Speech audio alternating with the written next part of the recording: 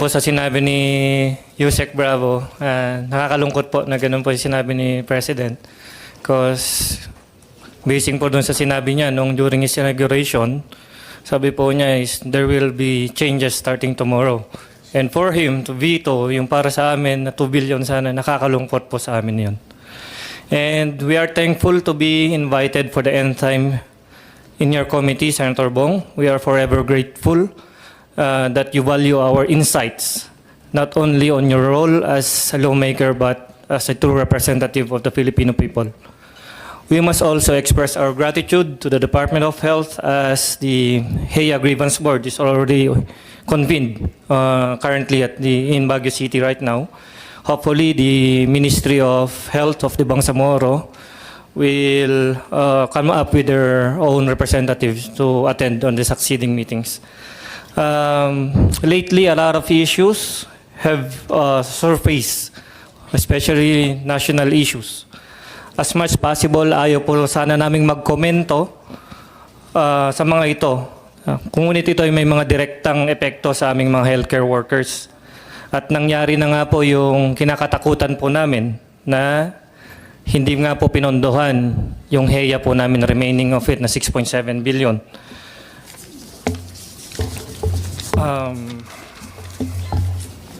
Now we don't know kung sino po yung kakalampagin po namin.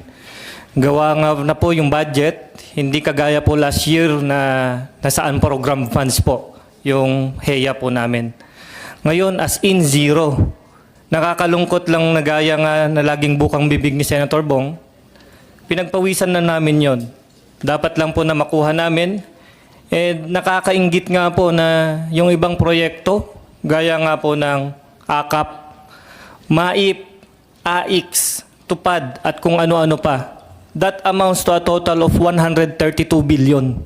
Napondohan po, napakasagana. Pero sa amin na 6.7 billion po, gaya nga po sabi, binito pa. Pinagpawisan na po namin yon, deserve po namin.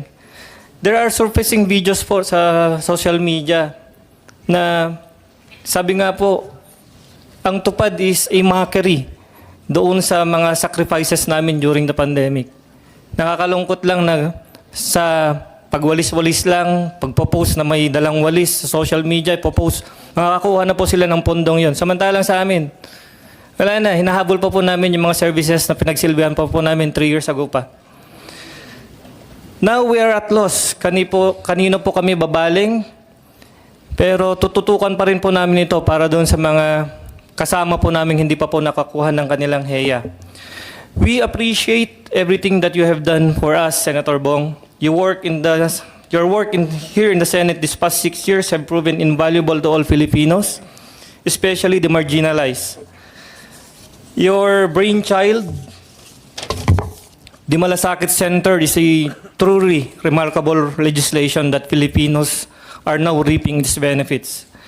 We at the UPHUP will implore every healthcare workers and the families to give you a fresh mandate come May 12 for you to continue and actualize your vision for Philippine healthcare and its workers.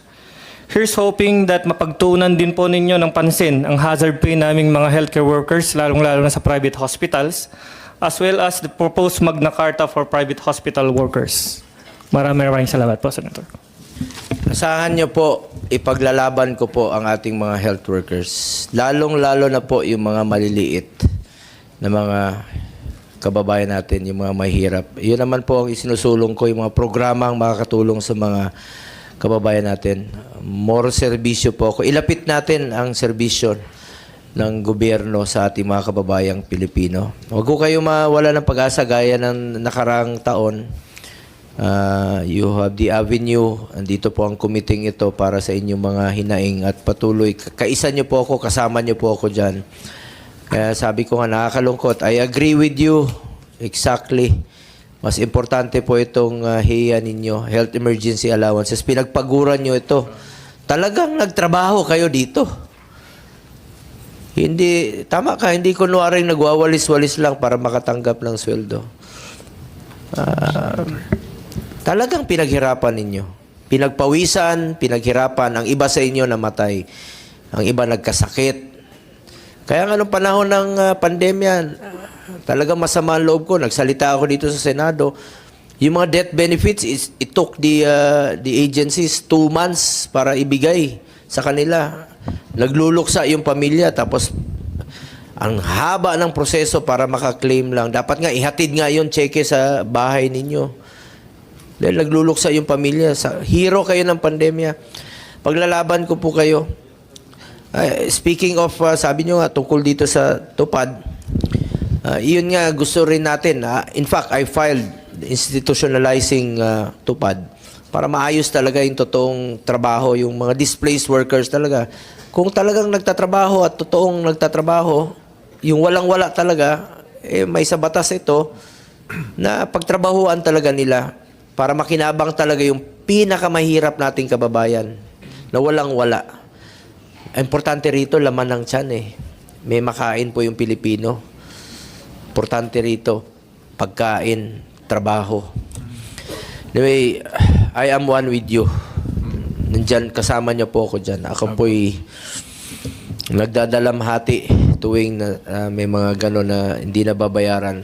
Ako napapasalamat na rin po ako, 27 billion last year sa health emergency allowances, finally nabayaran. But sabi nga ni Yusek Bravo, nainganyo sila na yung mga health workers na mag-claim. Ito, kung totoo naman, ibigay nyo na po. Please lang sa DBM, I'm appealing, Director, Evangelista, please iparating mo sa iyong mga boss sa DBM, sa DOH, sa Secretary Bosa. Dito na si Yusek Bravo at Yusek Chong. Alam ninyo yan, yung mga hinaing ng health workers natin. Bigyan na natin sila ng pag-asa. Magtulungan po tayo. Kung validated naman, please. Validated naman, please lang po. Ako po sobrang pasalamat ko na na-release nyo po yung 27 billion DBM and DOH dahil pinaghirapan po nila yon at hindi titigil to itong mga union, hindi po ito titigil hindi na po to sa kanila, sa mga miyembro po nila ito, na alam naman natin na may mga pamilya rin po. Salamat sa inyo, kasama niyo po ako dyan at hindi po ako titigil. Patuloy ko po ipupursige yan, maungulit ako, magsasalita po ako rito. Salamat po sa inyo, Yusek Bravo. Okay na po about HEA. Chairman, Opo. pwede pong may i-add lang po ako. Opo. Salamat po. Ruel Pahati po from Makati Medical Center. Tama po si Chairman Senator Bongo, no? Hindi na po ito sa amin. Alam niyo po, kaya po lumobo po yung appeal, no, Yusek? Sa totoo lang po, ito po yung mga taong walang boses. Ito po yung mga empleyado na nasa agency na kung saan napabayaan ng mga head ng agencies nila. Yan po ang karamihan na nasa appeal ngayon. Tulad po ng mga janitors natin, yung mga security guards natin na nakalimutan o napabayaan ng mga may-ari ng agency. Nakita po nila na inaksyonan po ng UPH-UP yan, na-achieve po through that 27 point something billions, and yet nabuhayan po sila. For us, bilang union leaders, no, mas sila po ang nangangailangan. No? Kasi po, alam nyo po, kami po mga frontliner like me, I've been working sa emergency for 24 years. Given na po yun, trabaho namin yun eh. Pero sa back ng trabaho po ng mga health emergency allowance, emergency workers, yung mga janitors po na nagliligpit ng mga pinagamitan po ng mga COVID patient, ang hindi natin nakikita, mga kapatid. Yan po ang mas nangangailangan sapagkat sila po ang nagtatrabaho ng maruruming parte ng mga healthcare workers na pinagamitan na sa ospital. So, we can say that almost 90%, 80% po ng appeal na yan nanggagaling po sa mga walang boses. Dahil ang mga agency workers po na yan, walang unions. So, nire-represent po namin sila para matulungan po. Dahil alam nyo naman po, ang mga agency workers, yan po yung mga walang seguridad sa trabaho. Na ang kanilang per oras na pinagtatrabahuhan, counted po sa kakainin ng kanilang pamilya. Kaya po sa palaging sinasabi ni Senator Bongo, thankful po kami doon dahil mas ang kailangan tulungan yung mga Pilipinong nangangailangan po. Maraming salamat po. Salamat, Mr. Roel Pahati. So, okay na po tayo sa about HEA.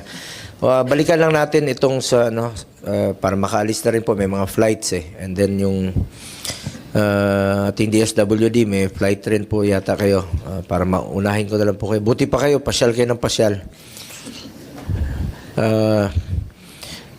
Ano nang status ng JAW itong sa medical assistance natin sa PCSO? Makatulong to. Ito yung pag na-aprobahan tong JAW, pwede nang tumulong ang DSWD sa medical assistance nila. Mas mabawasan yung problema ng PhilHealth, mas mabawasan ang problema ng DOH, mas mabawasan ang problema ng PCSO kung i-allow po ang DSWD to use your AIX for medical assistance. Laking tulong po yon sa mga kababayan natin. Mas maibsan, mababawasan ang kalbaryo nila kung matutulungan through AIX program for medical assistance. Once na-aprobahan ninyo itong JAW, why it took so long? 1 year na po. Ilan na kayang pasyente ang hindi naka-avail dahil sa delays nitong JAW? I think, Mr. Chair, if I am not mistaken, isa po sa mga naunang nag-signify ang DSWD do po na sa inclusion ng medical assistance sa JAW. And I think mas better po yata ang DOH po ang magbigay ng update as to where is it now. But for DSWD po, we are not supposed to be to wait for the JMC, but we already included po sa atin pong MC16 as we are trying to revise it, the inclusion of Malasakit Center as one of the on-sites po ng AIX po natin. Wherein po, we already included it, but actually po, Mr. Chair, yung inclusion of Malasakit is just one of those many provisions that we wanted to improve po on the guidance ng AIX to make everything streamlined and accessible and available for the clients po. Under review na po ito ng ating pong ESEC Mancom para po ma-implementa po natin ang inclusion po ng Malasakit Centers po sa atin pong AIX implementation program po, Mr. Chair. Sa PCSO, sir, naalala ko, nag-hearing tayo last January dito and December, sabi nyo, nag-agree naman po kayo at that you will hire plantilla employees para sa mga malasakit centers. Kumusta na po inyong hiring? Nakapag-hire na ba kayo?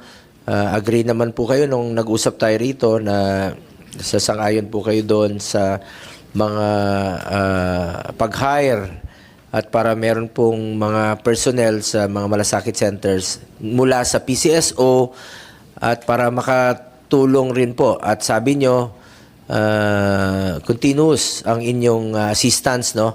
Whether sa malasakit center or doon sa inyong regional offices or provincial offices, ay tuloy-tuloy po ito kahit na kulang ang inyong personnel sa mga malasakit centers. I think wala pang kalahati out of 167 malasakit centers ay wala pa sa kalahati yung personnel na meron po ang PCSO. Kumusta na po inyong hiring? Nakapag-hire na ba kayo? Tuloy-tuloy ba ang inyong tulong?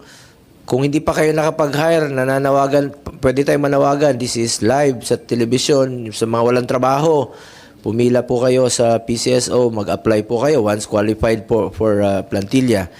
Baka wala bang selective ang inyong pagpili ng mga empleyado? Ano bang criteria ninyo? Ano bang kailangan para makatrabaho po sa PCSO? Yeah. Good afternoon, Mr. Chair, Senator Bong. So, totoo po yun, tuloy-tuloy po ang aming tulong sa malasakit centers. And as regards the creation of plantilla position in compliance po do sa ating RA 11479, we already submitted po for review yung creation of plantilla position sa office, and this will be coordinated po with the Civil Service Commission and the GCG and the DBM po for the budget. And tuloy-tuloy, sir, yung aming coordination on this creation of plantilla positions. Considering, Mr. Chair, that we have COA audit observation, we just received AOM on the hiring of the JO. Kaya po, ang sinasabi po doon, we have to comply doon sa batas to create plantilla. So, option nyo is to hire plantilla. So, ang tanong ngayon is, Yes, sir. kumusta na po ang pag-hire ninyo sa plantilla? We have submitted po the list of yung for positions for the malasakit centers po. Saan nyo po sinabit? Sa amin po sa office and undergoing review and evaluation. So, may mga applicants na po. Hindi pa po, sir. This will have to go through the process. Aprobahan po ito ng GCG and Yung hiring ng... Yes, sir. Yung mga positions, considering that will take around 40 to 60 million pesos annual budget po ito to cover So, sa ngayon entire po, malasakit since center. wala pa yung na-hire ninyo na bago, so, paano nyo po ilan hong personnel meron kayo sa mga malasakit center? At tuloy-tuloy ba itong inyong Tuloy-tuloy po, sir, ang aming assistance? coordination. Yes, sir. Yun naman sinabi mo nung nakaraan. Yes, sir. At during the previous 2 hearings, tuloy-tuloy naman po. Yes, sir. So, saan nila i-avail? Mismo sa malasakit? Meron, nakaka-avail pa rin sila sa malasakit? O pupunta sila sa offices ninyo? Ito po kasi, sir, one-stop shop. So, hindi dapat po bigyan ng turnaround yung mga pasyente. So, we are coordinating with the medical social workers of the hospital and we have a dedicated platform po for them to submit yung mga malasakit applications. Pwedeng makahingi lang po ng updates ang committee ito tungkol dyan. Yes, sir. Yes, sir. Check nyo lang po kung sa ngayon, ano na bang update, ilan ang may personnel ng mga malasakit centers at yung kung wala naman po personnel, na-avail ba nila sa mga offices ninyo, continuing at magkano na hong nagastos ninyo.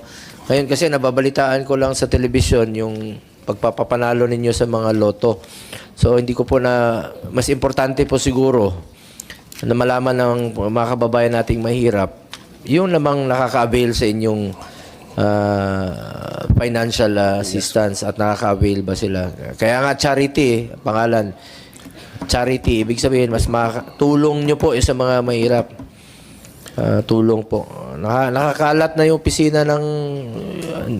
Kung kaya nyo maglagay ng... Tingnan nyo ang PCSO.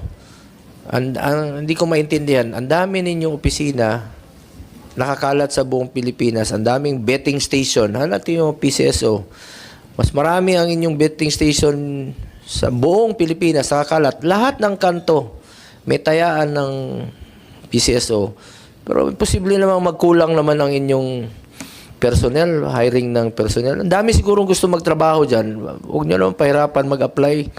Kasi pangtulong po ito, Philippine Charity Sweepstakes. Charity, pangtulong sa mga kababayan natin. Huwag naman sana puro kita lang yung isipin nyo. Isipin nyo rin po yung tulong. Tulong sa mga mahirap. Gaya lang...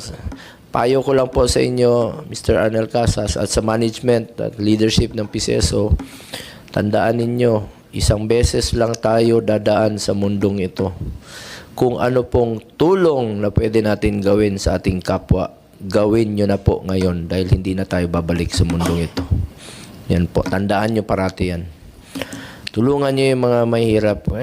Kaya tayo may PCSO, kaya tayo may AIX, may MAIP, pangtulong sa mga mahirap yan. At do not be selective. Huwag niyong piliin dahil pera ng tao yan, pera ng sambayan ng Pilipino yan.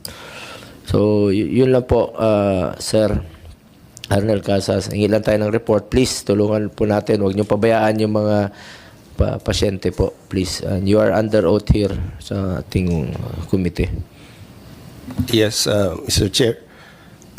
Yung mga sales, yung mga betting stations po, Mr. Chair, may I just state that these are not employees of PCSO. Yeah, I know. Sales agents po sila. Alam ko po, ang ibig ko lang sabihin, mas nakikita ko, alam ko naman, mga ano yan, merong mga agents niyan, alam ko lang. Nakikita ko lang yung karatula ng PCSO. Ibig sabihin, that's all over the country. Marami pong nakapila doon, nakataya.